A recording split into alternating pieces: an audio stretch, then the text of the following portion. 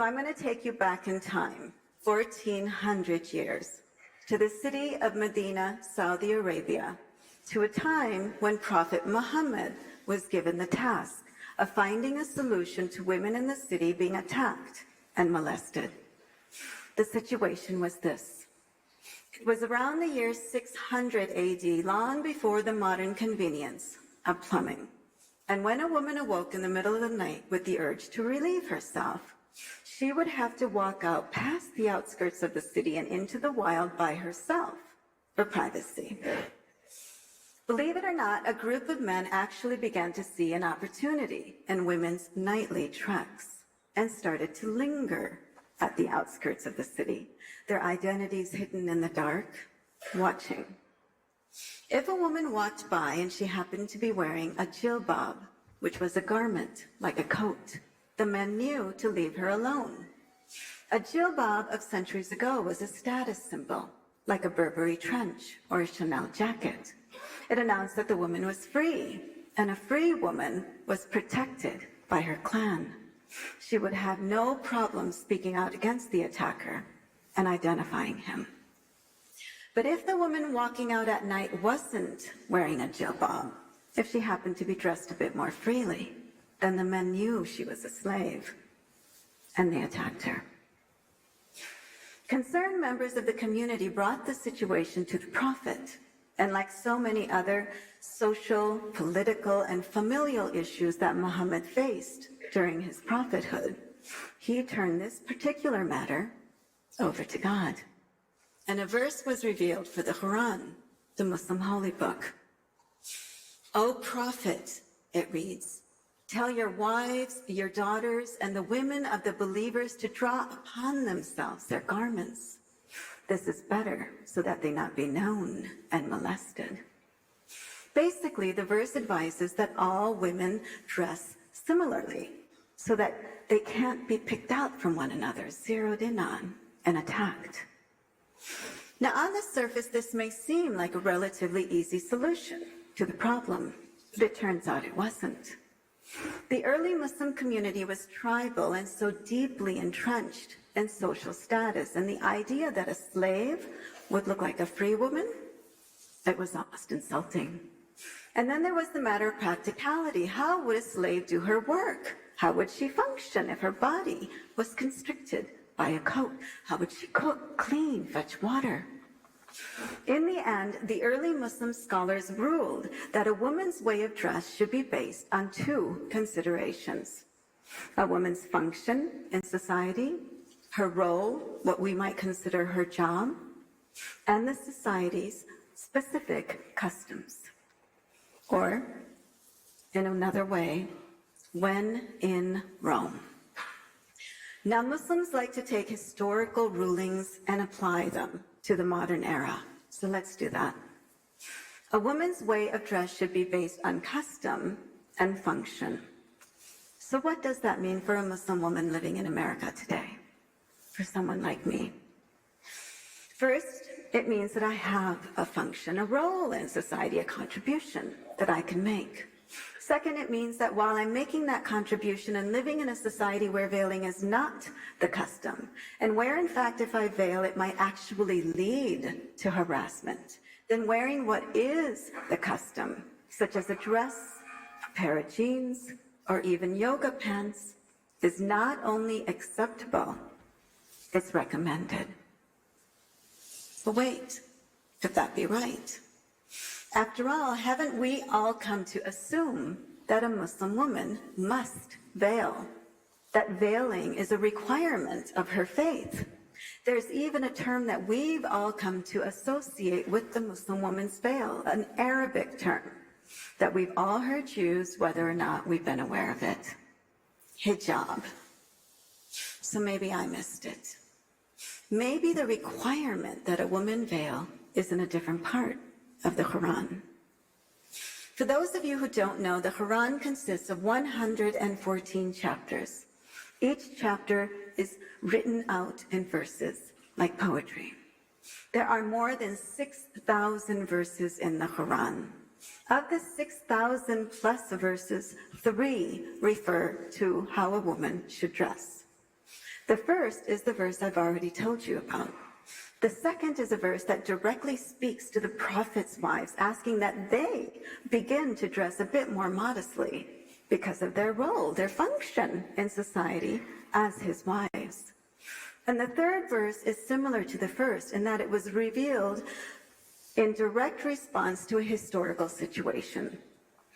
Early records show that the custom, the fashion during the pre-Islamic era was for women to wear a scarf on the head called a khimar, which would be tucked behind the ears and allowed to flow behind the back.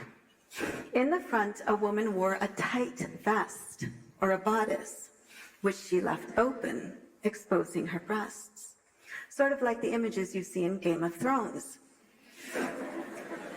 When Islam spread through the Arabian Peninsula, a verse was sent down asking that women use this scarf or any other garment to cover the breasts.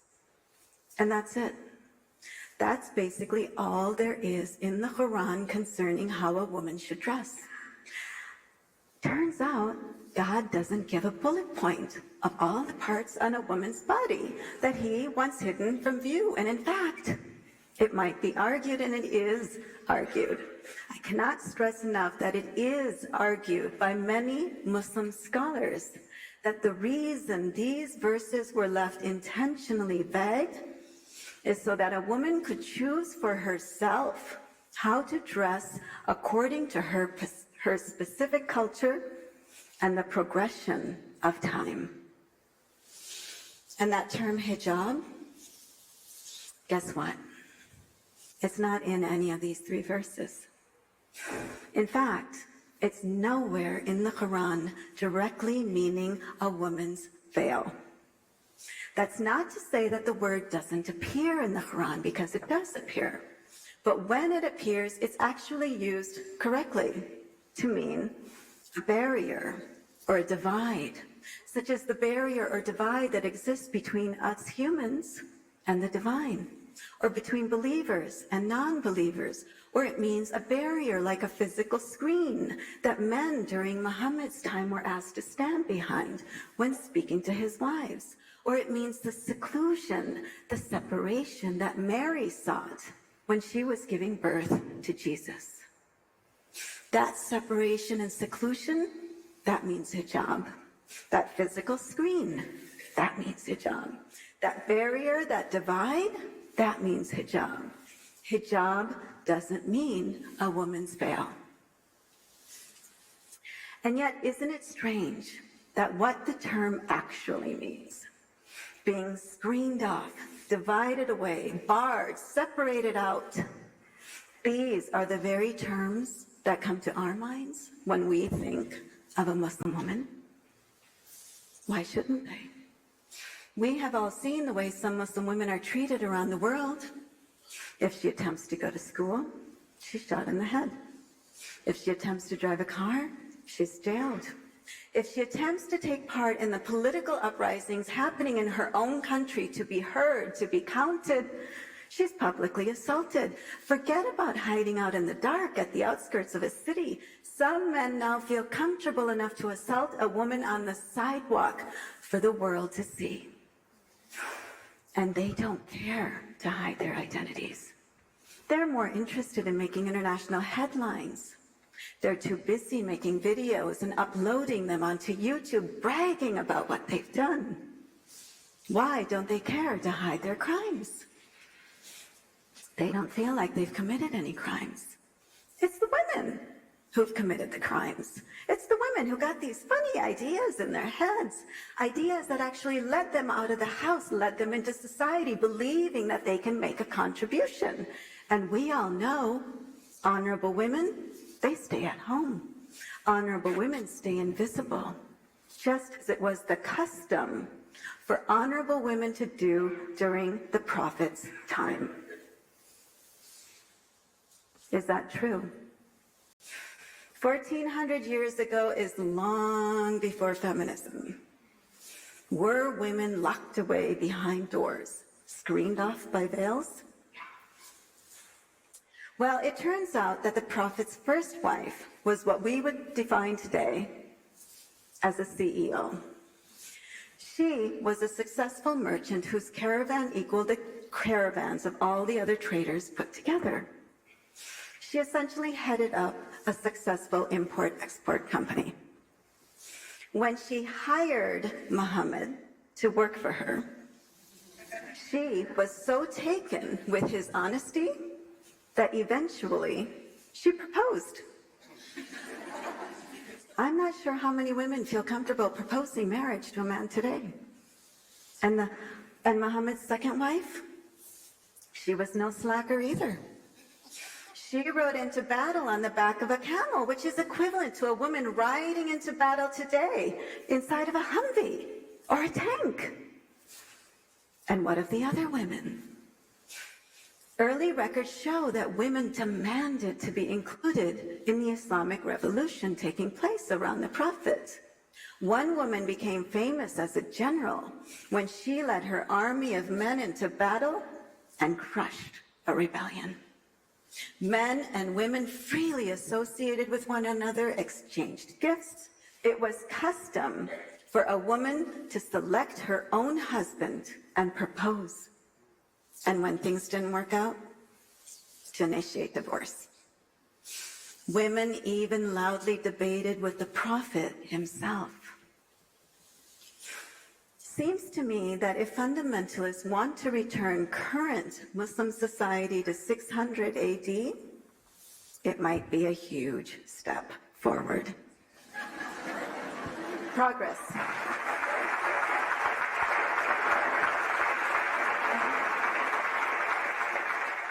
But we still have to answer an important question. If not from Islamic history, and if not from the Quran, how is it that we in the modern era have come to associate Muslim women with hijab, with being separated out from society, secluded and isolated, barred from the most basic human rights? I hope it's not any surprise to you that this isn't by accident. For the past few decades, the very people who have been given the important task of reading and interpreting the Quran in a variety of different Muslim communities, certain clerics have been inserting a certain meaning into those 3 verses concerning women. For instance, that verse I told you about earlier.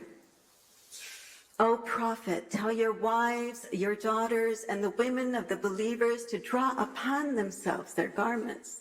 This is better, so that they not be known and molested. Some clerics, not all, some clerics have added a few words to that, so that in certain translations of the Quran, that verse reads like this. O Prophet, tell your wives, your daughters, and the women of the believers to draw upon themselves their garments. Parentheses. A garment is a veil that covers the entire head and the face, the neck, the breasts, all the way down to the ankles and all the way to the wrists. Everything on a woman's body is exposed except for one eye, because she must see where she is headed. And the hands must be covered in gloves. Because, of course, there were certainly a lot of gloves back in the desert of Saudi Arabia. Etc., etc., etc., etc., on and on and on, end of parentheses, so that she not be known and molested. And what these so-called clerics have concluded, based on these types of insertions, is that a woman only has one function. To understand what that function is, all you have to do is read some of the fatwas, or legal rulings, that these so-called clerics have actually gone ahead and issued. Let me give you a sampling. A woman need only finish elementary school before she gets married, which puts her what? At the ripe old age of 11, 12 years old. A woman cannot fulfill her spiritual obligations to God until she first fulfills her physical obligations to her husband. If he desires her while she sits on the mount of a camel, she should submit. Islam has forbidden a woman from wearing a bra because bras lift up and make a woman appear younger. And this is calculated deception. My personal favorite.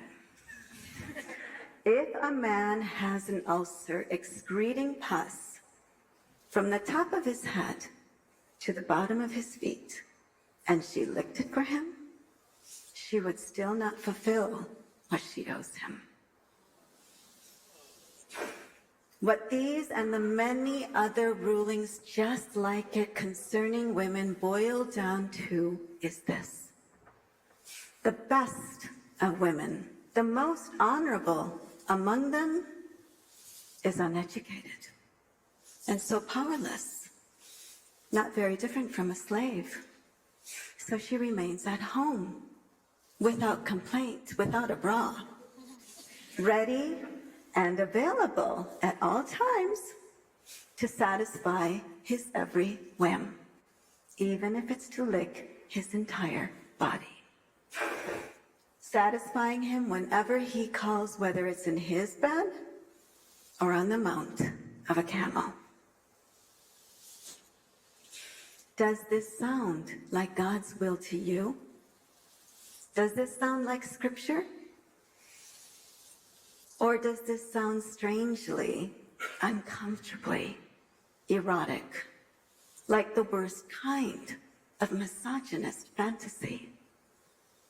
Are these so-called clerics and the fundamentalists and extremists who support them truly purifying Islam from within, bringing it back to its intended form?